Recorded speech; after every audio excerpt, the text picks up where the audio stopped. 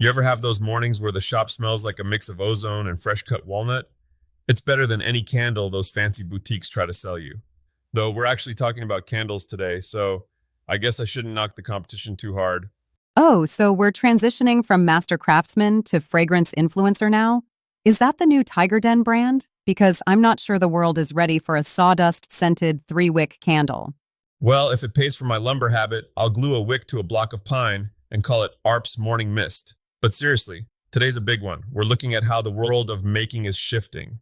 From robots that weld better than I did in 1998 to how people are turning a garage hobby into a genuine escape from the rat race. It's the Daily Digest for May 17th. And honestly, Tiger, the tech side of this list caught my eye first. AGT Robotics is putting out this Block 500 beast. It supposedly automates structural welding. Is this the part where you tell me the machines are taking over and we should all start learning to knit?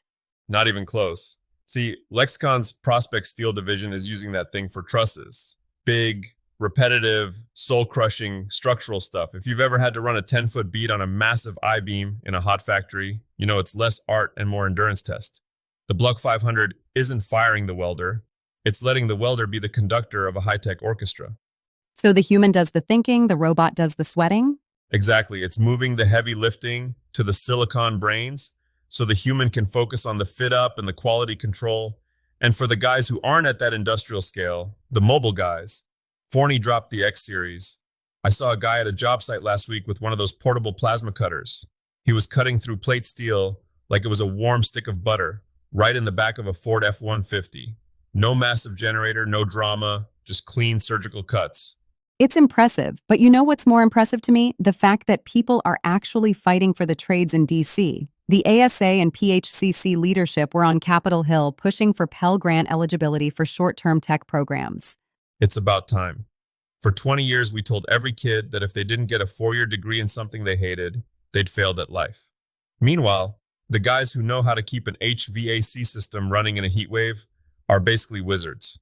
LG just opened that Orange Training Academy in California, and it's not just wrenches and pliers anymore. They're teaching heat pumps and smart home integration. Which is basically computer science with more refrigerant, right? It really is. You're diagnosing a system with an iPad as much as a pressure gauge. If you're a young person looking at the world today, that's where the stability is. A robot might weld a bridge, but a robot isn't crawling into your attic in August to find out why the condenser unit is screaming like a banshee. Speaking of screaming, I saw the clip of that $2,000 walnut slab you were looking at. Talk about high-stakes woodworking. Most people get nervous over a $20 sheet of plywood. Oh man, my heart rate goes up just thinking about it. That's the mastery path we're talking about today. Surfacing a slab like that, it's not just a project, it's a hostage negotiation with a piece of nature. You mess up a pass with the router sled on a piece of wood that costs as much as a used Honda Civic, and you're going to have a very long, very quiet walk around the block. I'm guessing you've had a few of those walks? I've walked enough laps around my neighborhood to reach the moon, Alex. But that's the point. There was this great video on the Maker channel about woodworking breaking the poverty cycle. It's moving from I'm just messing around with tools to I am selling my talent. When you realize you can take a raw, ugly piece of wood and turn it into a dining table that someone will pass down to their grandkids, that's not just a hobby, that's a career, that's wealth. Well, if we're talking about wealth, we have to touch on the Maker Mogul Corner. Shopify says tufted rugs and resin jewelry are the high-margin winners for 2026. But wait, Tiger, you've seen trends come and go. Is this just another fidget spinner moment, or is there actual meat on these bones? It's about the mogul mindset. The rug isn't the product, the brand story is the product. If you're just making a rug, you're competing with big box stores. But if you're the artist who reclaims textile waste, suddenly you're an entrepreneur. It's the same with the candle guide we're looking at. The first pour to first sale guide? I'm skeptical. Everyone and their cousin is selling candles on Etsy. How do you actually make that a business instead of a cluttered kitchen counters problem?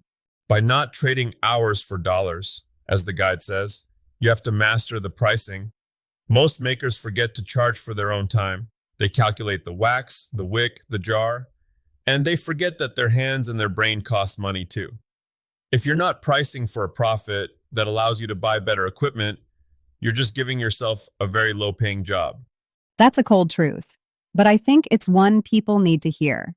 Whether it's candles or $2,000 walnut tables, If you don't respect your own labor, nobody else will. Exactly. And that's why I loved the Patreon Summit Q&A this week. It focused on building a community. You aren't just selling a thing, you're inviting people into the process. People want to support the person behind the tool. They want to see the sawdust on the floor. They want to see the TigerDen version of the world. Raw, honest, and maybe a little bit charred from a welding mishap. Hopefully less charred as the years go on. But that's the Sunday takeaway. Whether you're looking at the trade path, the mogul path, or the DIY mastery path, the common thread is taking the leap. The world is screaming for people who can actually build, fix, and create. So, what are you doing with the rest of your Sunday? Going to go play with that robot welder or start pouring some midnight shop scented candles? I think I'm going to go stare at that walnut slab and build up the courage to make the first cut. Sometimes the most productive thing you can do in a shop is just sit there and respect the material before you start making noise. Spoken like a man who has already ruined a few expensive boards this year. You're not wrong. But hey, that's how we learn. Stay gritty, everyone. Go find something to build that scares you a little. And maybe wear your safety glasses this time. No promises. See you in the shop.